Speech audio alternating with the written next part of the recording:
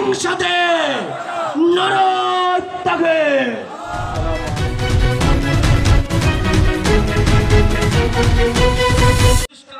বোরকা গায়ে দিয়ে পালাইতে চায়, কিন্তু বাংলার জমিন থেকে বোরকা গায়ে দিয়েও পালানো যাবে না, এটা আজকে প্রমাণ হয়ে গেছে।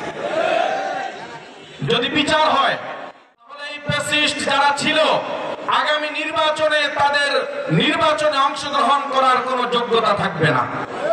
আজকে আমাদেরকে একদল বুঝায় যে যদি পিআরের নির্বাচন হয় তাহলে ফ্যাসিস্টটা আবারও তাদের পুনর্বাসন হবে।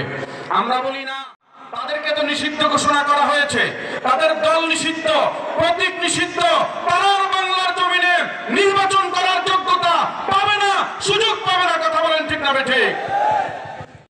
হয়ে যাবে সংসদে নারায়ে তাকবীর। আসসালামু আলাইকুম ওয়া রাহমাতুল্লাহ। ইন্না লিল্লাহি সাদাকাল্লাহুল মাওলানাল আযীম।